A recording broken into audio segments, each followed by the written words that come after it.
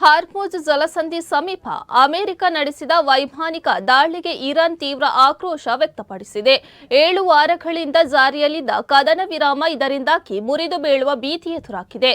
ದಾಳಿಯನ್ನು ಕದನ ವಿರಾಮದ ಉಲ್ಲಂಘನೆ ಎಂದು ಇರಾನ್ ಆರೋಪಿಸಿದರೆ, ಹೋರ್ಮುಜ್ ಜಲಸಂಧಿ ಬಳಿ ಇರಾನ್ ನೌಕಾಪಡೆ ಕ್ಷಿಪಣಿ ವ್ಯವಸ್ಥೆ ಅಳವಡಿಸುತ್ತಿದ್ದ ದೋಣಿಗಳನ್ನು ಗುರಿಯಾಗಿಸಿ ರಕ್ಷಣಾತ್ಮಕ ಕ್ರಮವಾಗಿ ದಾಳಿ ನಡೆಸಲಾಗಿದೆ ಎಂದು ಅಮೆರಿಕ ಸ್ಪಷ್ಟಪಡಿಸಿದೆ. ಅಮೆರಿಕದ ವಿದೇಶಾಂಗ ಕಾರ್ಯದರ್ಶಿ ಮಾರ್ಕೊ ರೂಬಿಯೋ ಟೆಹರಾನ್ ವಾಷಿಂಗ್ಟನ್ ಮಾತುಕತೆ ಮಹತ್ವದ ಹಂತ ತಲುಪುವ ಸಾಧ್ಯತೆ ಇದೆ ಎಂದು ಹೇಳಿದ್ದಾರೆ. ಕದನ ವಿರಾಮ ಬಲಪಡಿಸಿ ಹೋರ್ಮುಜ್ ಸಮುದ್ರ ಮಾರ್ಗ ಸಂಪೂರ್ಣ ತೆರೆಯುವ ಕುರಿತು ಚರ್ಚೆಗಳು ನಡೆಯುತ್ತಿವೆಯಾದರೂ ಇರಾನ್ ತನ್ನ $24 ಬಿಲಿಯನ್ ಮೌಲ್ಯದ ಸ್ಥಗಿತ ಆಸ್ತಿಗಳ ಬಿಡುಗಡೆಗೆ ಒತ್ತಾಯಿಸುತ್ತಿದೆ.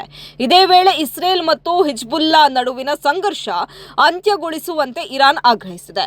ಸಂಘರ್ಷದ ಪರಿಣಾಮ ಜಾಗತಿಕ ತೈಲ ಮಾರುಕಟ್ಟೆಯಲ್ಲಿ ಆತಂಕ ಹೆಚ್ಚಿದ್ದು, ಬ್ರೆಂಟ್ ಕಚ್ಚಾ ತೈಲದ ಬೆಲೆ 3.5% ಏರಿಕೆಯಾಗಿ ಬ್ಯಾರೆಲ್ಗೆ $100 ಸಮೀಪ ತಲುಪಿದೆ. ಜಗತ್ತಿನ ತೈಲ ಹಾಗೂ LNG ಸಾಗಣೆಯ ಪ್ರಮುಖ ಮಾರ್ಗವಾಗಿರುವ ಹೋರ್ಮುಜ್ ಜಲಸಂಧಿಯಲ್ಲಿ ನೌಕಾ ಸಂಚಾರ ಇನ್ನೂ ಸಂಪೂರ್ಣ ಸಹಜ ಸ್ಥಿತಿಗೆ ಮರಳಿಲ್ಲ. ಇರಾನ್ ರೆವಲ್ಯೂಷನರಿ ಗಾರ್ಡ್ ಕಳೆದ 24 ಗಂಟೆಗಳಲ್ಲಿ 25 ತೈಲ ಟ್ಯಾಂಕರ್ ಹಾಗೂ ವಾಣಿಜ್ಯ ಹಡಗುಗಳು ಜಲಸಂಧಿ ದಾಟಿವೆ ಎಂದು ತಿಳಿಸಿದ್ದು, ಅಮೆರಿಕದ ಒಂದು ಡ್ರೋನ್ ಹೊಡೆದುರುಳಿಸಲಾಗಿದೆ ಎಂದು ಹೇಳಿಕೊಂಡಿದೆ. ಇರಾನ್ ಪರಮೋಚ್ಚ ನಾಯಕ ಮುಜ್ತಬಾ ಖಮೇನಿ ಅಮೆರಿಕ ಮತ್ತು ಇಸ್ರೇಲ್ ವಿರುದ್ಧದ ನಿಲುವು ಬದಲಾಗುವುದಿಲ್ಲ ಎಂದಿದ್ದಾರೆ. ಮತ್ತೊಂದೆಡೆ ಇಸ್ರೇಲ್ ಪ್ರಧಾನಿ ಬೆಂಜಮಿನ್ ನೆತನ್ಯಾಹು ಲೆಬನಾನ್ನಲ್ಲಿ ಸೈನಿಕ ಕಾರ್ಯಾಚರಣೆ ವಿಸ್ತರಿಸುವುದಾಗಿ ತಿಳಿಸಿದ್ದಾರೆ.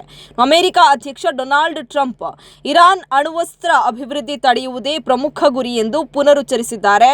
ಸುಮಾರು 90 ದಿನಗಳ ಬಳಿಕ ಇರಾನ್ನಲ್ಲಿ ಭಾಗಶಃ ಇಂಟರ್ನೆಟ್ ಸೇವೆ ಮರುಸ್ಥಾಪನೆಯಾಗುತ್ತಿದೆ.